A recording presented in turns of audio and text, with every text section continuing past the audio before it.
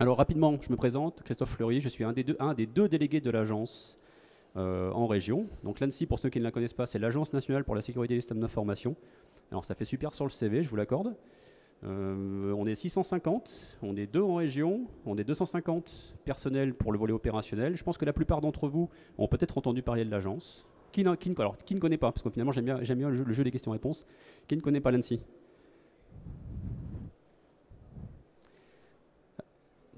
Oui, justement on y viendra tout à l'heure. Donc la plupart d'entre vous ont à minima vu sans doute dans la presse ce que fait l'agence. Mais ça je reviendrai très rapidement, parce que rien que sur ça j'en ai au moins pour 3 heures. Donc on va évoquer différents sujets.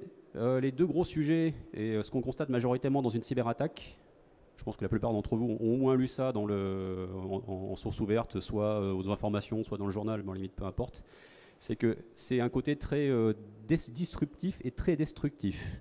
Bah, vous arrivez lundi matin, vous avez un écran bleu et l'ensemble de vos business units sont complètement OTA. Vous allez me dire, mais moi j'ai l'IoT donc il n'y a pas de problème, donc mes chaînes de production ne sont pas arrêtées. Eh bien si. Donc toute votre partie IT est arrêtée et toute votre partie OT est arrêtée. Bon, je vous la fais courte, je vous laisse imaginer ce que ça peut avoir comme impact pour une entreprise, pour un directoire, pour les agents qui opèrent sur la machine-outil, pour un agent qui travaille dans une collectivité qui fournit des aides sociales à des administrés. Bon, on en reviendra tout à l'heure parce que c'est un côté relativement important, c'est le côté facteur humain. La technique est une chose, l'anticipation en est une autre et le facteur humain est un problème à part entière, en tout cas un sujet sur lequel il faut travailler.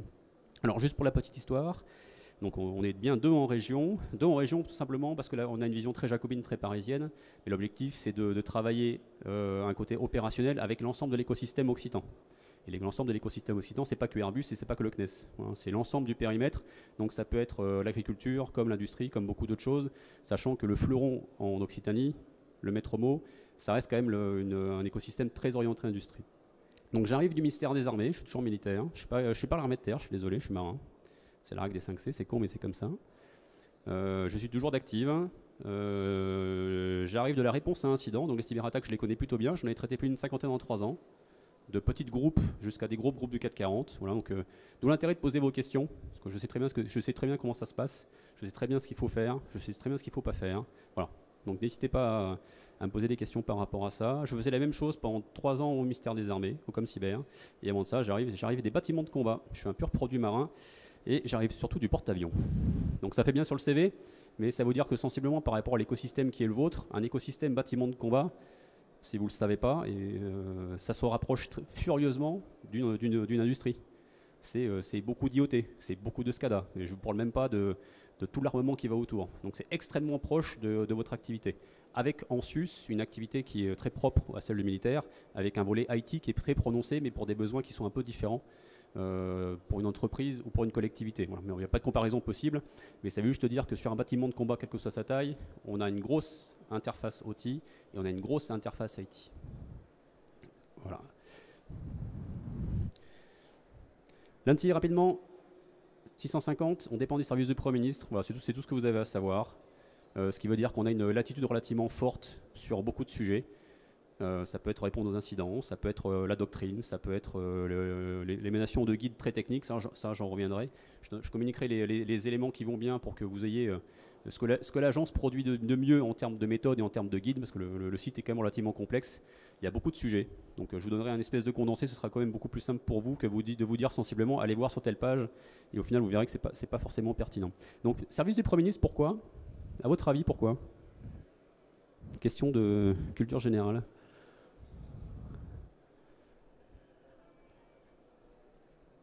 Pardon? Alors oui, ça y contribue. Le Premier ministre, qui dit Premier ministre, dit transverse. Et le seul endroit où on peut traiter un sujet hyper transverse dans l'État, c'est au niveau du Premier ministre, parce que chef du gouvernement. Donc tous les sujets qui ne sont pas dévolus à un ministère sont traités par une agence en particulier. Donc il peut y avoir l'agence de la donnée, il peut y avoir Viginum sur le côté influence, et il y a l'ANSSI qui traite du côté transversal sur l'ensemble des ministères et sur l'ensemble de l'écosystème national. Voilà. D'où l'intérêt d'où l'intérêt de la dépendance, ce qui fait que tous les travaux qu'on mène en région, tous les salons qu'on peut faire, tout ce qu'on peut en retirer, toutes les actions, toute la stratégie remonte directement à notre chef, et ensuite c'est directement traité avec le Premier ministre, et ensuite ça redescend. Donc ce qui fait qu'on arrive d'un point de vue doctrinal à avoir un alignement de planète et des effets relativement rapides, et pas juste de se dire salut Caroline, et pas juste sur le principe de se dire je fais quelque chose et je verrai peut-être un effet dans 2-3 ans. Non, non, ce sont des effets qui sont beaucoup plus courts, exception faite de la réglementation européenne, mais ça on va reparler, Philippe va en parler tout à l'heure, notamment sur le côté NIS 2. NIS 2 qui va sans doute impacter la plupart d'entre vous.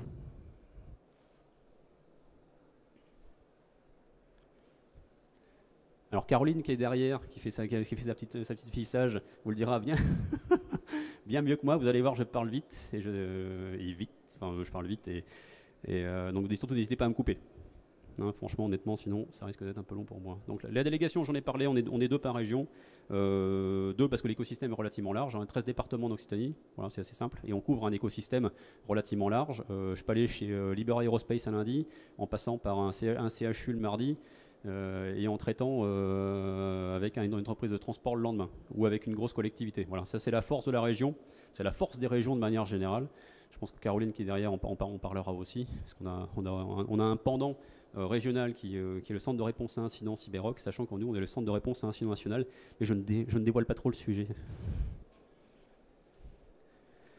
Alors ce qu'on fait, bon j'ai déjà un peu évoqué, je vais aller directement à l'essentiel, parce qu'on a 1 heure, et en 1 heure ça va quand même relativement vite. Alors pour ceux qui ont vu le bureau des légendes, je suis désolé pour vous, c'est une super série, mais ça s'arrête là. Donc, on n'est pas organisme de renseignement, c'est pas pour autant qu'on ne travaille pas avec eux, pour des raisons relativement évidentes. Je n'expliquerai pas pourquoi, parce que c'est pas tellement le sujet.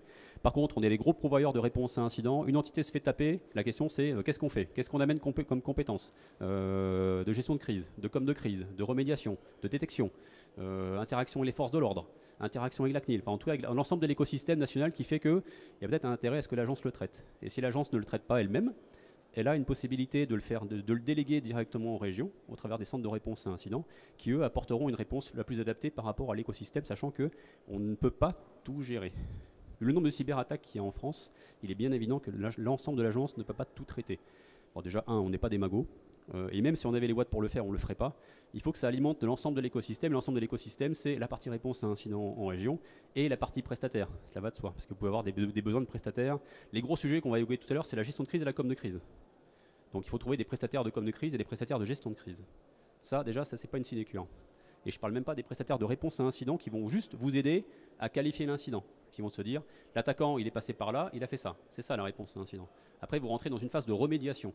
Donc il faut un prestataire de remédiation. Remédiation, c'est sensiblement comment vous remontez votre système d'information critique et vos données critiques. Ça, vous allez voir, je vais vous le rabâcher pendant 1 heure. Et c'est ça le plus important pour que vous puissiez relancer votre business dans des conditions acceptables de sécurité et pas dans des conditions acceptables de temps. Les conditions acceptables de temps, ça n'existe pas. Si vous voulez relancer vos services du jour au lendemain, l'attaquant reviendra. Et si ce n'est pas lui, ce sera un autre. Donc je vous laisse imaginer, comme je vous disais tout à l'heure, si vous arrivez lundi matin que c'est un écran bleu, l'effet que ça fait de revenir lundi d'après, de réavoir un écran bleu. Là, ce sont des démissions, littéralement. Bon, je vais balayer rapidement. Caroline parlera tout à l'heure de la partie réponse à incident.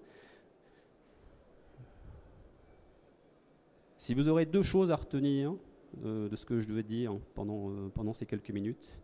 1, anticipation, vous allez voir pourquoi. Et ensuite, c'est maîtrise de l'information. Qu'est-ce qui est, à votre niveau, qu'est-ce qui n'est pas perdable? Vous allez me dire, ma carte d'identité, c'est perdable. Ouais, bon, si l'attaquant récupère votre carte d'identité, vous allez voir qu'il va faire des choses un peu bizarres. Si l'attaquant récupère votre RIB et votre carte d'identité, vous allez voir que ça va faire des choses un peu bizarres. Et si en plus il récupère des contrats de travail, alors là pour le coup vous allez vous retrouver bizarrement avec des prélèvements sur votre compte et vous n'allez pas comprendre pourquoi. Ça c'est la cybercriminalité. Ça c'est pas notre champ d'action. Un EHPAD qui se fait attaquer, vous allez me dire c'est quoi le rapport avec l'EHPAD? C'est un très bon exemple l'EHPAD. L'EHPAD, quand un EHPAD se fait attaquer, l'attaquant ce qu'il va chercher à faire, il va tout couper pour que ça crée une anxiété très importante sur le coup, et derrière, il va exfiltrer les données. Qu'est-ce qu'on retrouve dans un dossier patient, dans un EHPAD? Alors, c'est plus particulier dans un EHPAD. Toute votre vie. Toute votre vie. Tous les rapports d'analyse, certains de vos contrats, vos données bancaires, vos données personnelles, les coordonnées de l'ensemble de votre famille. Et ça, pour un attaquant, c'est très important. Donc les données sont parties, elles ont été revendues. Ok, maintenant la question c'est, comme j'ai un écran bleu, comment je gère ce côté écran bleu? Avec en plus, en ayant en tête que les données sont parties et ont déjà été revendues. Donc c'est un double effet anxiogène. Et c'est un biais cognitif qu'utilisent la plupart des attaquants pour générer une espèce de sidération, de crispation vis-à-vis des entités pour qu'elles payent une rançon, parce que vous imaginez bien qu'en général il y a une demande de rançon derrière. Et pour la rançon, c'est évident qu'on ne paye pas, parce que si vous payez, vous réalimentez l'ensemble de l'écosystème. Donc payer l'attaquant pour qu'il refasse la même chose, c'est pas forcément très judicieux et encore moins malin. D'autant que les données qu'ils vous donneront pour déchiffrer votre réseau, la plupart du temps, elles sont pas bonnes. Donc vous allez déchiffrer, mais un autre attaquant reviendra après. Bon, donc aucun intérêt. Ni opérationnel, ni technique d'ailleurs. Alors, du côté attaquant, rapidement. À votre avis, ça marche comment une cyberattaque? C'est technique, pas technique Faut jamais intervenir après le repas en fait, je supporte pas. Oui. Oui, sur le côté méthode, ça peut être ça. Justement, on va en reparler. L'attaquant, ce qui l'intéresse, c'est faire de l'argent très rapidement. Et s'il pouvait le faire en mode fainéant, il le fera en mode fainéant. Les attaquants, ils sont comme moi, ils sont informaticiens, il n'y a pas de problème. Donc ils font ça forcément fainéant by design. Tout ça pour dire, c'est qu'ils ne vont pas utiliser l'arme atomique juste pour entrer dans un EHPAD. Ils vont utiliser sensiblement ce qu'utilise l'administrateur, les outils qu'utilisent les administrateurs, ou ils vont utiliser un biais cognitif dont le monsieur vient de parler, qui est le phishing. Vous allez me dire, le phishing, on a l'impression que c'est du commissaire Maigret et on est en 1935. Non, pas du tout, non. non, le phishing, c'est très très simple à faire, ça coûte pas grand-chose, et ça marche quasiment à chaque fois. Après, derrière, le principe de savoir si c'est un attaquant étatique ou un attaquant cybercriminel, ça on ne rentrera pas dans le détail. Même les attaquants étatiques, un attaquant étatique, c'est opéré par un État. Donc la majeure partie du temps, c'est ce qu'on appelle les services de renseignement. Ces services de renseignement aussi opèrent ce genre de manip, parce que du coup, c'est simple, c'est pas cher, et ça évite de sortir une artillerie que si elle est utilisée, une fois qu'elle est utilisée, elle est perdue. Donc ils ne vont pas le faire. Donc ils vont utiliser les mêmes choses que les autres, tout simplement pour éviter ce qu'on appelle une imputation. Une imputation, c'est de se dire telle attaque est liée à tel groupe. Et l'attribution, c'est tel groupe, tel pays. Donc je vous rappelle que l'attribution est faite par le président de la République et l'imputation est faite par l'ensemble des services, y compris l'agence. En disant telle attaque, c'est tel mode opératoire. Ensuite, l'association entre le mode opératoire et le pays, ça c'est encore autre chose. Ça c'est de la politique. Alors l'objectif c'est simple, en tout cas pour le côté cybercriminel, la partie étatique on va revenir juste après. La partie cybercriminelle, son seul intérêt c'est de pouvoir avoir une rétribution financière relativement conséquente suite à une attaque. Donc il coupe tout, il coupe l'ensemble de votre chaîne de production, intégralement. Là vous aurez beau me dire, moi je travaille sous Linux, moi j'ai du Windows, moi j'ai de la X400 et je travaille sous Unix, ouais félicitations, ça ne changera rien. Vous aurez beau me dire, moi je travaille avec des ICS tellement particuliers que je ne vois pas l'attaquant comment on pourrait le faire. Un ICS ça reste un ICS, hein. Et un ICS c'est quand même bien protégé qu'un PC. Et même si c'était protégé, dans tous les cas, il est facile de passer du monde IT au monde OT avec une charge spécifique qui est adaptée au SCADA que vous utilisez. Donc il faut s'affranchir du principe, ça ne me concerne pas. Dans tous les cas, l'attaquant il n'est pas suffisamment évolué pour arriver jusque-là. Non, pas du tout. L'attaquant il a suffisamment de choses sur étagère. Croyez-moi que des groupes, il y en a beaucoup. Et que des groupes qui travaillent sur la partie ICS ou la partie SCADA, il y en a beaucoup aussi. Donc c'est relativement simple à produire et simple à réutiliser. Donc pour l'attaquant, son objectif, c'est de rentrer vite, de couper votre activité le plus vite possible, de telle façon à ce que vous soyez complètement emmerdé. Et une fois que vous êtes emmerdé, vous faites quoi? Donc ça, on va y revenir. Donc derrière, ils font pression pour vous payer la rançon. Ils vont commencer à publier des données pour refaire pression pour vous payer la rançon. C'est ça l'objectif de l'attaquant. On posait la question tout à l'heure, est-ce que c'est rentable? Oui, c'est rentable.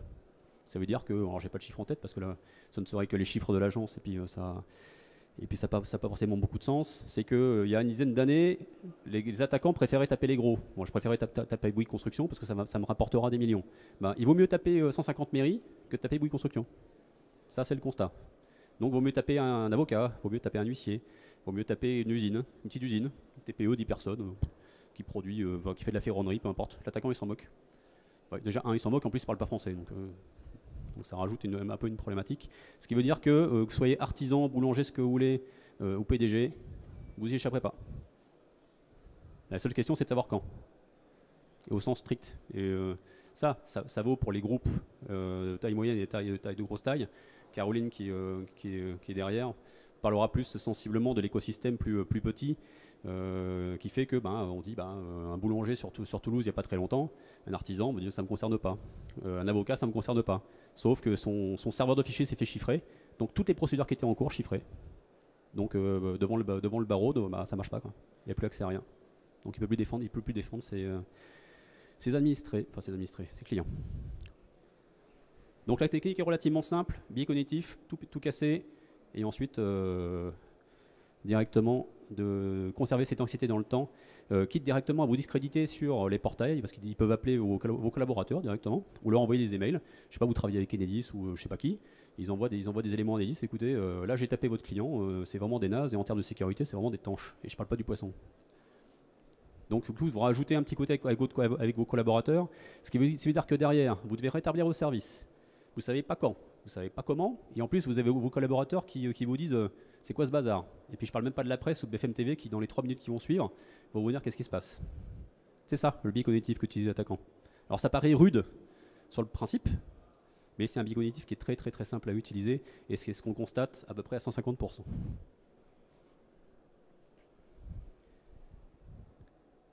Industrialiser, c'est simple, c'est comme ils sont un peu fainéants. Ils vont chercher l'outil le plus simple à utiliser, quitte à ce que ce soit un outil classique. Le phishing marche très bien. Ça marche trop bien d'ailleurs encore. Donc c'est un gros sujet en termes de gouvernance d'entreprise sur comment on acculture vos collaborateurs sur le phishing. Il en suffit d'un, mais ça se travaille. Mais il n'y a pas que ça qui se travaille, il y a beaucoup de choses qui se travaillent. Et si on pense que le phishing ça sert à rien et que dans tous les cas c'est un peu old school, non, ça marche très bien. Vraiment, vraiment très très bien. Après, vous aurez peut-être des campagnes de phishing et vous aurez peut-être un seuil critique à 3-4%. Vous descendrez jamais au-dessous. Et vous allez voir pourquoi. L'acculturation au phishing, c'est bien. Mais il y a d'autres choses pour que l'ensemble de l'entité, et quelle que soit la taille de la structure, d'un niveau COMEX jusqu'à un niveau agent, comprennent bien que le jour où ça tombe, c'est tout le monde dans le même bateau. C'est le marin qui dit ça. Sauf que si c'est tout le monde dans le même bateau et qu'à gauche vous ramez dans un sens et qu'à droite vous ramez dans un autre, pour ceux qui ont fait un peu de la rame dans leur vie, ça fait des ronds dans l'eau. Et c'est pas ce qu'on recherche.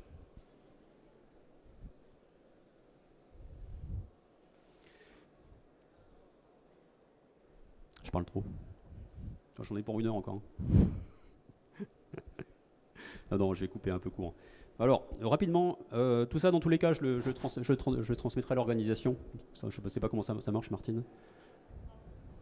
Non, j'ai une autre présentation plus simple. Voilà, donc là, on vous enverra tout ça, vous embêtez pas à noter les références, tout ça, on vous l'enverra. Voilà. Concentrez-vous sensiblement sur ce que je vais dire, c'est ça le plus important. Donc 2021, on est déjà dans un écosystème où on commence à taper les plus gros et les plus petits, tout secteur confondu, industrie, santé, avionique, aérospatiale, bon bref, tout l'écosystème. Donc ça, il n'y a pas de grosse tendance, exception faite pour la santé qui a été particulièrement ciblée. Bon, 2022, c'était pareil, à la différence près que se rajoutent la plupart des petites collectivités. Quand je dis petites collectivités, c'est entre 800 et 45 000 habitants, voire des métropoles. En 2019, on est un samedi matin, jour des élections. J'étais d'astreinte et j'ai le maire de Martigues, le maire de Marseille et le DGS d'Aix-en-Provence-Marseille qui me disent on s'est fait taper, les 3 en même temps, le même jour, à 1 heure d'intervalle. Le jour des élections. Je vous laisse imaginer ce que ça fait. Donc ça, c'est un écosystème qui est de plus en plus ciblé. Et par contre, ce qu'on avait moins les années précédentes, c'est par contre les petites ETI, les PME ou les TPE, qui passaient un peu sous le spectre. Non pas qu'elles n'étaient pas touchées, mais c'est parce qu'elles ne communiquaient pas. Elles ne communiquaient pas, parce qu'elles partaient du postulat qu'en termes d'image de marque, c'était pas forcément bon. À la différence près, c'est que la com de crise, j'en parle pas trop, mais pas faire de com de crise, c'est pire que l'incident lui-même. Avoir une mauvaise com de crise, c'est encore pire. Donc, il faut communiquer. De toute façon, dans tous les cas, comme les attaquants publient ça en site sur Internet, moi tous les matins je scrolle et je vois très vite qui s'est fait taper. Et on voit très vite qui ne communique pas. À la différence près, c'est que si vous communiquez 6 mois après, il y a de fortes chances que pour les petites structures, vous déposiez le bilan, vous activiez un mécanisme de chômage partiel, et là c'est déjà trop tard. 2023, écoutez, on prend les mêmes, on recommence. Je ne vous parle même pas des JO, les JO j'en parlerai pas, parce que c'est pas le sujet. Dans tous les cas, 2023, ce qu'on observe et ce qu'on observait un peu moins avant, c'est les campagnes de déstabilisation, ce qu'on appelle les campagnes de DDoS. Les campagnes de DDoS, c'est que vous saturez le lien Internet, vous fournissez un service, un portail pour faire des commandes. L'attaquant, il sature le lien de telle façon à ce que personne puisse accéder à votre site. Et ça peut durer longtemps. Donc c'est de la pure déstabilisation, ça n'aura aucun impact au sens strict sur le système d'information. Par contre, en termes d'image de marque, ça peut être relativement critique. Imaginez que vous faites un appel d'offres, vous répondez à un appel d'offres sur peu importe, un appel d'offres, et que le jour où vous répondez à un appel d'offres ou un peu avant, on dit tiens, c'est bizarre, le site de telle entité, telle entreprise n'est pas accessible, et là depuis 2-3 jours. Vous imaginez bien que celui qui va éplucher l'appel d'offres, il va se dire tiens, c'est bizarre, telle entité qui se dit avoir un bon niveau de sécurité, se fait défoncer en 2 jours et j'ai plus accès à rien. Je vous laisse imaginer quelle boîte sera choisie. Et là, c'est les purs marchés publics.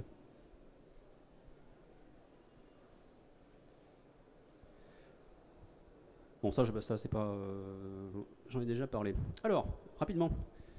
Oui, j'ai peut-être une question pour couper un tout petit peu. Finalement, les gens s'aperçoivent qu'ils sont attaqués le jour où ils sont attaqués. Donc, oui. J'imagine, je ne suis pas attaqué, je n'ai jamais été attaqué, mais j'aimerais bien savoir si je suis attaquable. Alors, est-ce qu'il y a des structures ou des moyens de tester mon organisation et de voir des points faibles avant d'être attaqué? Très bonne question, j'allais en parler après. C'est pas parce que vous n'arrivez pas le lundi matin que vous n'avez pas d'écran bleu que vous n'avez personne dans votre système d'information. Ça, c'est ce qu'on appelle de l'espionnage, au sens strict. J'ai des données importantes, a priori vous les estimez pas trop importantes, c'est des appels d'offres, c'est des brevets, ce que vous voulez. Sauf que si vous ne les protégez pas en termes de données critiques, l'attaquant le verra. Il restera 5 ans, 6 ans, 7 ans, 8 ans. Moi, le plus gros cas que j'ai fait en espionnage, c'est 8 ans. 8 ans d'espionnage sur le même réseau. Bon. Vous imaginez que le monter en maturité, vous vous retrouvez avec des gens qui répondent à des appels d'offres qui, il y a 20 ans, faisaient dans le macramé et qui 10 ans après, font des avions, quoi. Alors, je caricature un peu, je suis d'accord. Mais c'est malheureusement comme ça que ça se fait. Donc, pour l'industrie, et pas que l'industrie de défense, c'est beaucoup plus simple pour l'attaquant de récupérer des informations sans que ce soit disruptif. Et ensuite, il fait ce qu'il a à faire, il les revend, voire c'est lui qui les opère directement. Donc pour répondre à ta question, oui, il y a plusieurs méthodes pour s'assurer, en tout cas pour voir si effectivement... Pour tester en tout cas. Oui. Pour voir un peu benchmarker s'il y a quelqu'un ou pas dans le réseau. Donc Philippe, pour en parler tout à l'heure, il y a un cadre déjà de conformité, et ça c'est évident. NIS 2 en fait partie, on en parlera rapidement. Si je ne suis pas conforme, donc déjà c'est qu'il y a de fortes chances que j'ai peut-être quelqu'un. Après il y a des mécanismes très techniques que je n'évoquerai pas, ou des prestations. C'est sans doute majoritairement des prestations d'audit de ce qu'on appelle les audits de vulnérabilité. Les audits de vulnérabilité, c'est que vous payez un prestataire, ou vous le faites en interne en disant je vais voir sensiblement sur mes systèmes critiques, parce que tous vos systèmes ne sont pas critiques, hein. C'est là où c'est important en termes de gestion de risque. Il y en a qui le sont et d'autres qui ne le sont pas. C'est-à-dire que les axes d'effort que vous allez mettre, les watts que vous allez mettre en termes de sécurisation, vous allez plus le mettre sur ce qui est critique que sur le reste. Donc vous avez des audits de vulnérabilité, en disant tiens je vais scanner un petit peu relativement large et voir si j'ai des choses qui remontent. Vous avez des audits de conformité, en général les deux sont en même temps, bien évidemment. Vous avez des audits organisationnels qui permettent de voir si effectivement, typiquement si vous mettez à jour vos patchs et que ça se passe bien, si vous arrivez à identifier vos vulnérabilités et comment vous le faites. Donc vous voyez, on est sur complètement 3 niveaux différents là. On est sur un niveau technique jusqu'à un niveau gouvernance, mais en général il faut faire les 3 en même temps. Après il y en a plein d'autres. Il y en a beaucoup d'autres, je ne vais pas forcément rentrer dans les détails, mais dans tous les cas, vous avez forcément des prestataires spécifiques pour des audits qui peuvent être spécifiques ou pas. Après, il y a des mécanismes de détection dont je ne parlerai pas ici. C'est-à-dire qu'on estime que plutôt que de mettre des mécanismes relativement techniques, vous vous connectez à distance et ça arrive directement sur votre réseau, vous avez des mécanismes très spécifiques de détection, du matériel très spécifique qui permet de dire « Ah, tiens, là je détecte une anomalie en termes de réseau ». Oui. J'avais pas vu la boîte, effectivement. Donc ça c'est un écosystème relativement important. Je ne rentrerai pas dans le détail sauf si vous le souhaitez. Après il y a d'autres mécanismes. Oui, j'ai une sonde de détection, c'est ce qu'on a dans les mystères, mais pas que. C'est est-ce que j'arrive à catcher le comportement de l'attaquant, parce que ça va pas être brutal à part les PK moyens. Ça va pas être brutal, ça va pas forcément se voir. C'est quelle est la somme des signaux faibles qui me permet de dire une activité anormale sur mon réseau. Ça c'est la première chose. Ça c'est de l'heuristique ou sur de l'IA, je pense que Tetris en parlera mieux que moi. Mais c'est pas pour l'ensemble des entités. Enfin, c'est pour les entités qui ont une certaine maturité. Après il y a une autre chose qui rentre qui s'appelle la threat intel, qui est un peu différente, c'est de savoir sensiblement si je dois quantifier mon risque, de voir si sensiblement quel écosystème attaquant serait le plus à même de m'attaquer. Mais là, c'est pour des structures qui ont un bon niveau de maturité. Mais déjà, conformité. Je suis un pur produit opérationnel bâtiment de combat. La conformité, c'est sympa, mais il faut y passer dans tous les cas. Ça, la conformité, vous y échapperez pas. Après, peu importe ce qu'on en pense. Et en tous les cas, c'est un passage obligé. Et c'est un passage qui est normé. Ça, vous avez une limite gauche et une limite droite. C'est le gros avantage. Vous n'allez pas vous disperser. Parce que beaucoup de gens qui disent c'est la conformité. Moi, je préfère faire de la détection. Moi, je fais de la CTI. Et moi, je fais de l'OSINT. Ouais, d'accord, ouais, super. Et donc, à part ça, non. C'est qu'au moins, vous avez le même langage et que ce langage-là, il sera répercuté jusqu'à un niveau directoire. Donc ça, j'en ai déjà parlé. Indispo des équipements. Ça, c'est simple. Alors, pour certaines entreprises, rapidement, les impacts, il y en a quand même plusieurs. Bon, l'impact humain, bien évidemment, c'est clair. C'est le principal impact que nous, on voit, qui est le plus compliqué à gérer. Parce que vous arrivez, vous ne pouvez plus rien faire, vous allez être au chômage. En général, soit technique, soit partiel, soit les deux, peu importe. Vous n'allez plus pouvoir fournir le service et vous ne savez pas quand est-ce que vous pourrez rétablir le service. Donc ça, d'un point de vue anxiété, il n'y a pas pire. Donc ça, c'est comment on le traite. Donc ça se traite d'une façon très particulière. C'est que les gens qui ont plus d'activité, on va le voir rapidement tout à l'heure, c'est la partie gestion de crise. Donc c'est comment on les intègre dans une structure de gestion de crise pour que ces gens-là servent ou appuient le fait que l'entreprise se redresse. Et quand je dis un agent en particulier, non, c'est l'ensemble des agents. Il y a beaucoup d'agents, beaucoup d'administrés, beaucoup de collaborateurs qui n'ont plus de boulot. C'est comment vous pouvez les utiliser pour la gestion de crise. Et vous allez voir ce que c'est que la gestion de crise. La gestion de crise, c'est pas juste je prends un système, je reclaque un Windows et puis on va en avant, quoi. C'est pas ça. Pas ça du tout. C'est comment je travaille avec les collaborateurs, qu'est-ce que je leur dis, comment je leur dis, qu'est-ce que je remonte, qu'est-ce que je remonte pas, c'est quoi le délai de rétablissement. Donc c'est un peu plus complexe que ça. Et l'impact financier, c'est évident. CMA CGM, qui s'est fait défoncer en je sais plus quelle année, il y a 2-3 ans, c'est 10 millions de pertes par jour. 10 millions de jours sur quelques semaines. Alors imaginez une petite entreprise, on ne sera pas dans ce chiffrage-là, mais par contre derrière, c'est évident qu'au bout de quelques mois, vous allez avoir quelques soucis de trésorerie, voire vous allez mettre délibérément des gens au chômage parce que vous ne pourrez pas faire autrement. Remédiation, j'en parle juste rapidement. Remédiation, ça consiste à remonter les systèmes critiques. La remédiation, c'est pas en 2 jours, c'est pas en 4 jours, c'est pas en 3 semaines. C'est plutôt en quelques mois. Donc c'est de se dire qu'est-ce que j'ai identifié comme système critique, qu'est-ce que j'ai identifié comme données critiques et comment je les remonte de telle façon à ce que ce soit opérationnel. Ben là, vous en avez pour 2-3 mois. Non négociable. Donc ce qui veut dire que comment vous assurer sensiblement au travers de moyens dégradés, comment vous pouvez vous assurer à suivre les commandes ou conserver à minima une partie de votre activité. Et croyez-moi que c'est pas simple. On va me dire c'est simple. Moi sur ma chaîne, il suffit que j'injecte le pattern dans la machine et puis on n'en parle plus. Oui, ça c'est valable pour une commande. Et pour les 3 000 autres commandes qui sont derrière, on fait comment? On fait ça à la main? Non, bien évidemment que non. La gouvernance, j'en ai parlé à demi-mot. Sans gouvernance, point de salut. Plan de continuité, plan de reprise d'activité. J'aime pas ce terme-là, je suis désolé. J'aurais plutôt tendance à en dire plan de continuité métier. Parce que plan de continuité métier, ça mêle le côté métier et le côté technique. Dans tous les cas, les métiers ne s'affranchiront pas de la technique. Et la technique ne s'affranchira pas du métier. Donc si les deux ne se parlent pas, vous êtes mort.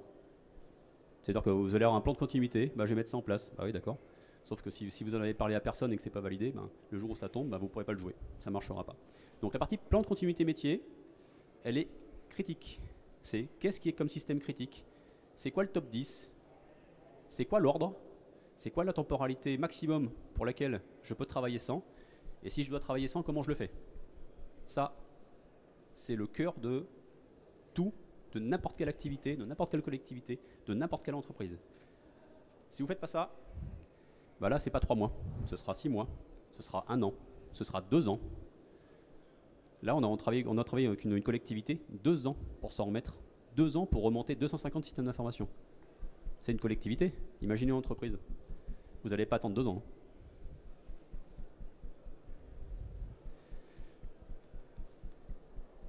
Il me reste combien de temps? Je n'ai pas regardé parce que je... Entre 5 et 10 minutes. Ah, ça va aller vite.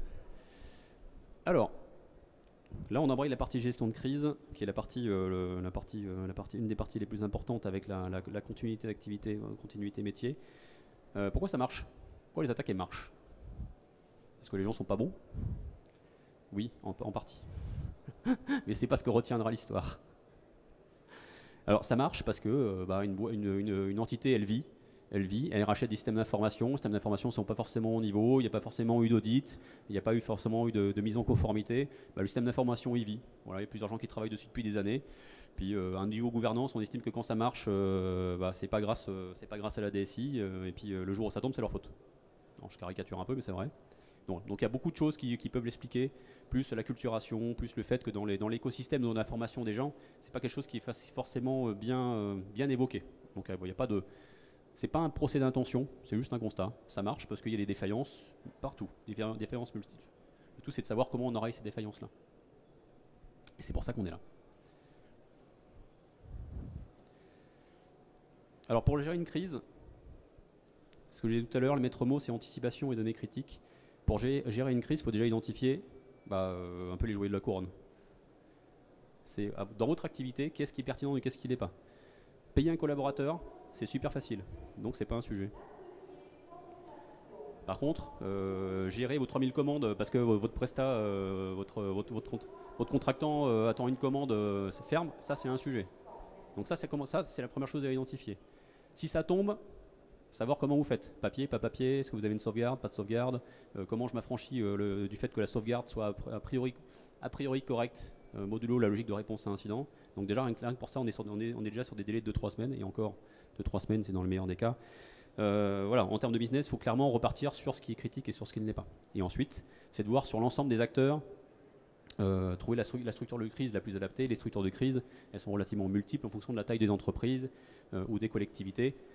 Ça peut être 2 cellules de crise ou une cellule de crise, à la limite, peu importe. Il y a ceux qui font des constats opérationnels et il y a ceux qui décident. Et entre les deux, il faut retrouver des montées et des descentes d'informations. Ne vous inquiétez pas, vous aurez l'ensemble des guides par rapport à ça. Il faut trouver le bon vecteur et la bonne temporalité pour faire remonter les informations sur ce qui ne marche pas, quelles sont les priorités, quelles sont les décisions, et que ça monte et que ça redescende. C'est ça, la cellule de crise. Enfin, le rôle de la cellule décisionnelle de crise en général. La cellule décisionnelle, c'est de niveau COMEX. Le niveau COMEX, c'est codien. Donc c'est-à-dire que la com ou le directoire, ce sont eux qui vont faire frontal avec l'extérieur, qui vont faire frontal avec les forces de l'ordre, qui vont faire frontal avec les chaînes de télé, qui vont faire frontal avec la com. C'est ça l'intérêt d'une gestion de crise, c'est de protéger les équipes technico-opérationnelles de telle façon à ce qu'eux remontent dans des conditions acceptables de sécurité votre chaîne de valeur et que ça les préserve de toute pollution extérieure. Et croyez-moi qu'en général, vous pouvez avoir des infirmières qui sont appelées en disant je comprends pas, on en est où là j'ai BFM TV devant le bureau. Alors, déjà c'est la péto, vous pouvez pas faire votre boulot et en plus on vous les gave, on vous les casse parce que tout le monde veut savoir ce qui se passe. Alors qu'en fait on s'en fout. Concrètement on s'en moque. Et puis un point important, savoir qui est l'attaquant, c'est pas un sujet. C'est pas du tout un sujet. Enfin, honnêtement, c'est pas ça qui va résoudre votre problème. Savoir si c'est les Russes, les Chinois, ce que vous voulez. Bon, déjà, la question elle est un peu galvaudée. Savoir quel pays c'est un peu compliqué.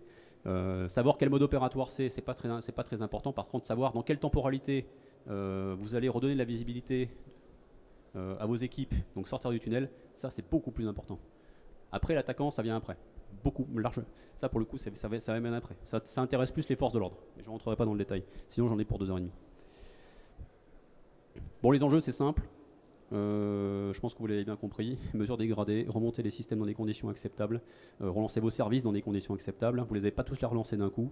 Ça, c'est pas très grave. Mais au moins, vous aurez travaillé collectivement, collégialement sur ce qu'il faut relancer et sur ce qu'il ne faut pas relancer.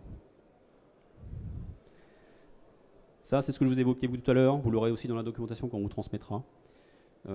Décisionnel, opérationnel, voilà, ça vous laissera le temps un petit peu de réfléchir. Ça marche pour les petites structures, pour une TPE, une ETI, enfin pour n'importe quelle entité.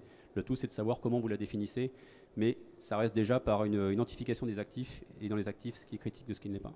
Déjà, rien que ça, ce sera déjà pas mal. La remédiation, j'en parle rapidement. Remédiation, c'est remonter un système d'information. Là, c'est sur un focus Active Directory, donc l'annuaire que vous utilisez quand vous vous connectez, tout simplement. Il y a des choses à faire et des choses à ne pas faire. Ça prend du temps, ça prend pas 4 jours. Et si vous l'administrez sur ce modèle-là, ça prend un peu plus de temps. Mais ça garantit que l'attaquant, sensiblement, il récupérera pas les secrets qui sont hébergés chez vous. Parce que pourquoi ça fonctionne? Parce que la plupart du temps, le poste bureautique que vous utilisez, il est aussi utilisé pour administrer vos serveurs, ou il est aussi utilisé pour administrer directement vos IoT. Ben voilà. Sauf que tout ce que vous tapez est en mémoire. Donc si tout est en mémoire, l'attaquant il redescend en 2 secondes. Et une fois qu'il y redescend, il a les clés du camion. Il a la main sur vos systèmes, il a la main sur vos chaînes de production, il a la main sur la bureautique. Et il y a de fortes chances que vous ne le voyez pas. Nonobstant ce qu'on disait tout à l'heure sur la partie détection. Alors, je vous laisse regarder. Le plus important, il est en rouge. Tout le reste, je vous l'ai dit. Répétez, je pense que ça c'est un peu clair. Donc le facteur humain étant le plus important, la logistique, la restauration, des chocolatines, désolé s'il y a des team pain au chocolat ici ou des parisiens, il n'y a pas de problème avec ça. Et surtout tous dans le même bateau, c'est important. Tout le monde doit contribuer à la crise, même si a priori l'activité de la personne est complètement arrêtée. Ce n'est qu'à ce prix-là qu'effectivement l'entreprise en ressortira grandie. Si ce n'est pas fait, au bout d'un an, vous aurez sensiblement des gens qui vont vous dire j'ai pas compris, on m'a rien dit, j'ai rien fait, et là je vous garantis que ce sont des démissions fermes. Oui, j'ai dépassé mon temps, c'est ça? Non, c'était juste une question à propos de ça. Finalement, si on se concentre sur une entreprise industrielle avec une partie automatisme, donc une partie informatique, historiquement, les gens qui font de l'IT sont quand même sensibles à la sécurité depuis très longtemps. Les gens qui sont plutôt dans le domaine industriel pur sont moins sensibles, ou disons découvrent ça.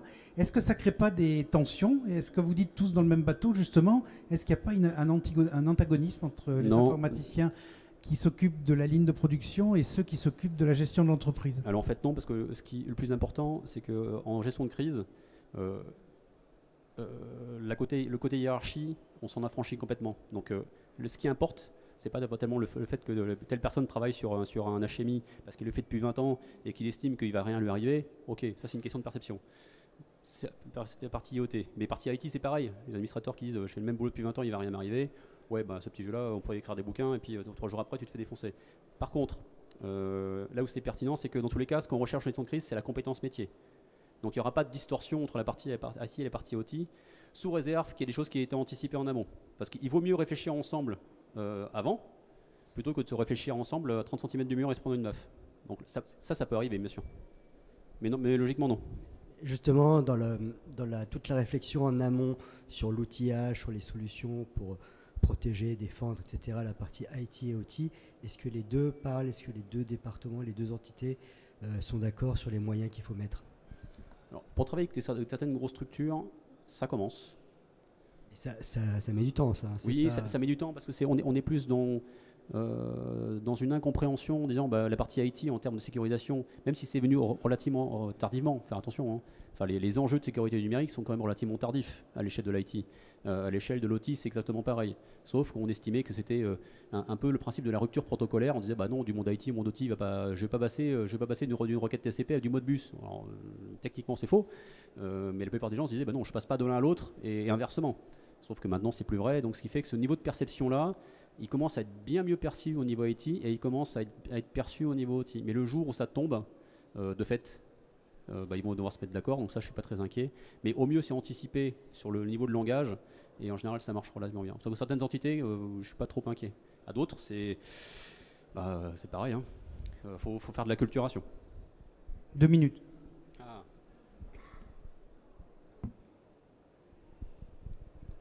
Bon, on va terminer par Nice 2. Alors, Nice 2 c'est pas simple à évoquer. Donc loi européenne qui tend à étendre Nice 1, Network Information Security, qui est une extension des opérateurs d'importance vitale. Ouais, je suis d'accord, c'est un fait un peu pompeux. Séquentiellement, on définit les opérateurs d'importance vitale, donc tout ce qui est critique pour la nation. 2009. Donc ça c'est le travail propre de l'agence. Ensuite, on s'est dit, c'est bien de protéger les plus gros, mais les plus gros ils travaillent les plus petits. Okay, donc Nice 1. Au sens européen du terme, pour le coup. Qui veut dire, je vais en plus des infrastructures critiques, je vais protéger certains acteurs privilégiés de l'écosystème national. Et l'écosystème, c'est dans l'énergie, c'est dans la santé, parce que, ou certaines collectivités, parce que y a un enjeu et on constate qu'ils sont fait taper. Et la réflexion d'après, vous la voyez venir, c'est bien de travailler sur les intermédiaires, mais si vous prenez un groupement hospitalier de territoire, ce qu'on appelle un GHT, pour ceux qui connaissent, un GHT, c'est une agglomération d'établissements de santé. Sauf que celui qui est régulé, c'est celui qui fournit le service IT. Donc c'est le plus gros. Maintenant, on fait comment pour les plus petits? Si le plus gros se fait défoncer, les plus petits aussi, et inversement. Donc l'idée, c'est d'alimenter une régulation jusqu'au niveau le plus bas, sans trop que ce soit trop bas, parce que sinon, dans ces cas-là, on régule tout le monde, pour avoir justement ce niveau d'acculturation et ce niveau de réglementation, pour qu'on puisse avoir tous le même langage et qu'on ait une limite gauche et une limite droite sur ce qu'on doit faire. Limite gauche, limite droite, c'est la cartographie, c'est la gestion de crise, c'est mise en place de systèmes de détection, c'est mise en place de pas mal d'outillages ou pas mal de points fonctionnels, mais je ne vais pas forcément trop rentrer dans les détails parce que c'est un peu long. Et ça arrive à l'échéance du mois d'octobre. Donc Airbus qui est régulé, comment il peut s'assurer que sa supply chain fournisse des pièces qui soient conformes avec un certain standard. Ce sont les standards d'Airbus. Maintenant, si les prestataires sont régulés, ils n'auront pas le choix. Donc ça veut dire que les critères d'exigence dont Philippe parlait tout à l'heure, ils seront natifs aux prestataires, à la supply chain. Maintenant, toute la supply chain n'est pas régulée. Ce qui veut dire que la supply chain qui n'est pas régulée, eh ben elle aura des critères d'exigence, parce que si le contractant est régulé, elle aura des critères d'exigence d'opérateur régulé, même si elle ne l'est pas. Ce qui veut dire que maintenant, derrière, pour celui qui produit une pièce en disant ces critères d'exigence, je ne les avais pas vus venir, c'est pas simple. Alors ça, malheureusement, on ne le quantifie pas.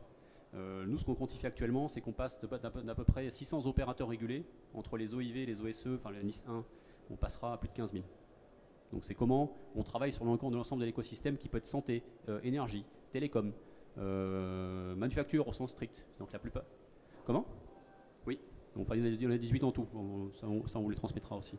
Donc ça fait pas mal de choses sur. On a un cadre normatif réglementaire. Comment on s'arrange pour que ça puisse s'appliquer à tout le monde, y compris jusqu'à la petite ETI qui fournit un service critique ou qui est peut-être prestataire de rang 4 ou de rang 5, mais qui ne sait pas qu'elle fournit une pièce critique. C'est d'où l'intérêt de l'enjeu. Et au moins ces entreprises-là, si elles n'ont pas l'appétence ou la connaissance pour ça, elles auront un outillage spécifique pour les accompagner sur ce volet-là. Et c'est pas juste un truc, écoutez, là la norme, et puis débrouillez-vous.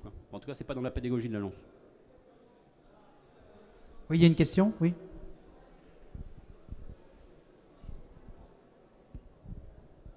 Oui, vous avez cité le secteur des télécoms, où j'ai travaillé pendant 40 ans. Il fut un temps, pas si lointain, où certains prestataires, je pense à une entreprise comme Huawei, était persona non grata en France. Qu'en est-il ? Et je vous laisse répondre. Bonne question. Alors, je ne parlerai pas d'ingérence étrangère, qu'on soit d'accord, même si j'adorais ça. Il faut savoir que dans les mécanismes de sécurité, en matière de sécurité numérique, mais je crois que Philippe en a parlé tout à l'heure, on a les principes de certification. On peut certifier des logiciels et on peut qualifier des matériels. Qualification de matériel, c'est je veux qualifier un routeur 5G de chez Huawei, ou 4G, peu importe. Donc si le matériel est qualifié, peu importe la marque, peu importe le pays, c'est qu'il a un critère de confiance. Il a une marque en bas à droite qui dit t'es qualifié à tel niveau, donc on estime qu'il n'y a pas de problème. C'est comme ça qu'on s'affranchit de ce genre de problématique. Voilà, si la question est-ce que Huawei est un sujet, il n'y a pas que Huawei. Après, c'est pas une problématique chinoise, c'est une problématique d'ingérence de manière générale. Mais ça, c'est pas nous qui le traitons, c'est la DRET, mais on travaille avec eux. Par contre, dès que le matériel est qualifié, moi, j'ai pas mon mot à dire. Si le matériel est qualifié et que c'est du Huawei, même sur du cœur de réseau, j'ai rien à dire, il est qualifié. Donc c'est qu'il a le timbre qui va bien. En tout cas, il a été épluché par des laboratoires, parce que des laboratoires, ce qu'on appelle les CESTI, ces laboratoires, il y en a plusieurs en France, dont un à Toulouse. Son travail, c'est d'éplucher le matériel, de le démonter et de regarder jusqu'à un niveau plus, de savoir effectivement ce qui rentre, ce qui sort, et s'il n'y a pas des choses qui sont cachées directement sur la carte mère. Allez-y. Si vous me permettez, je ne vais pas faire la conférence à votre place. Il y a un autre biais utilisé par l'entreprise en question, c'est la délégation carrément d'une activité en tant que telle. Je m'explique, pas seulement le matériel, mais la supervision de réseaux de transmission. Ça existe. On a un bel opérateur national qui l'a fait. Alors ça, pour le coup, quand l'opérateur en question est régulé, tout le matériel qui est choisi ne peut pas être un matériel autre qu'européen. Voilà, c'est un choix qui a été fait au niveau européen. Et même tous les fonds qui sont portés par l'agence ou par l'INPI ou par la BPI, tous les matériels qui doivent être mis en place, ou même par CyberPME dans le cadre de la DGE, ce sont nécessairement des matériels soit français, soit européens. Voilà, donc ça au moins ça limite la problématique, nonobstant la qualification des matériels. J'aurais une question, s'il vous plaît. Alors, n'étant pas sachant sur le sujet, j'ai l'impression que l'OT, ce qu'on appelle l'OT, Operational Technology, représente un danger vis-à-vis de la cybersécurité du fait qu'on lui donne l'accès, on va dire grosso modo, à Internet. Mais de facto, les gens de l'IT étant plus en avance sur la cybersécurité, est-ce qu'ils ne bénéficient pas de l'ensemble des mesures qui sont mises en place côté IT? En général, quand on est côté OT, on peut être dans l'enclave, il peut y avoir des firewalls, etc. Donc des choses plutôt isolées qui étaient peu ou pas connectées avant. Donc du coup, le fait de les connecter à l'IT, est-ce que de facto, ils ne bénéficient pas déjà de la sécurité qui est mise en place côté IT, et en quoi ça représente du coup des potentialités de menaces supplémentaires? En fait, sur la partie OT ou la partie Scada de manière générale, c'est que le fait que ce soit enclavé, qu'il y ait une rupture protocolaire entre l'IT et l'OT, c'est de se dire je mets un pare-feu et puis voilà, il ne va pas se passer grand-chose. Sauf que c'est complètement obérer un sujet qui est de dire c'est quoi la surface d'attaque sur mon SCADA ou sur mon ICS, à la limite peu importe. Il y a tellement de choses qui sont ouvertes sur un SCADA qu'on ne s'en rend pas compte. Donc ça, c'est l'audit au sens strict. C'est comme un PC. Quels sont les services dont j'ai besoin? Ou comme un pare-feu ou comme un routeur. Quels sont les services dont j'ai besoin? Si j'en ai pas besoin, je les ferme. Et bien un SCADA, c'est pareil. Quels sont les services dont j'ai besoin? Est-ce que sur mon interface ou sur mon contrôleur, est-ce que j'ai besoin d'avoir tous les protocoles activés? Quels sont les protocoles qui sont activés? C'est quoi les portes d'entrée? C'est une règle de pare-feu, c'est rentrant, c'est sortant. Est-ce que j'ai du Bluetooth? Est-ce que j'ai du Wi-Fi? Donc, ce sont des bonnes pratiques qui peuvent se transposer de l'un à l'autre. La différence près, c'est que ce n'est pas le même matériel et ce ne sont pas les mêmes protocoles. Donc, il y a forcément une logique entre les deux. L'un va contribuer à l'autre, mais également inversement. Parce que avec l'encapsulation des protocoles maintenant, qui dit SCADA, c'est du sur IP, donc dans tous les cas c'est encapsulé dans des paquets, ce qui fait que pour le coup ça traverse, on ne le voit pas, sauf que maintenant de se dire tiens, je sais que tel matériel il est faillible, donc passer d'un monde IT à un monde OT SCADA avec une charge ou avec juste un contrôle avec un pattern particulier qui dit tiens, sur tel PLC, je m'assurais que je le mets en vrac avec tel bit particulier ou tel paquet particulier. Ça peut être encapsulé dans l'IP, ça passe directement par le pare-feu et ça met en vrac la partie SCADA. Voilà. C'est la même problématique qu'on a eu il y a quelques années, c'est sur l'IT, de quoi j'ai besoin. Si j'en ai pas besoin, je coupe. En fait, quelle est la surface d'attaque de manière générale? C'est un terme un peu galvaudé, mais et pour la partie OT, ça commence également, voilà, de fait. C'est pas parce que c'est enclavé qu'on risque rien. Dès lors qu'il y a une adhérence, quelle qu'elle soit, ou même si c'est une clé USB, voilà, à partir de ce moment-là, c'est mort. Mais même si c'est du air gap, ça risque d'être un peu compliqué. Ok. Si je comprends bien, on a plus de chances d'être hacké que d'avoir un contrôle fiscal maintenant, c'est ça? Oui, c'est à peu près ça. Oui. Voilà. Donc ma question, c'est est-ce que vous conseillez à chaque entreprise d'avoir alors peut-être pas l'équivalent d'un DSI en sécurité, mais d'avoir un responsable sécurité, même pour des boîtes qui ont 10-15 personnes, un référent, ou comment vous conseillez les entreprises pour finalement analyser ou anticiper, comme vous avez dit? Sur l'anticipation, en tout cas sur le volet RSI, il y a quelque chose, RSI et RSSI, ce sont des choses un peu différentes. La plupart de ce qu'on constate, c'est un peu comme les petites collectivités.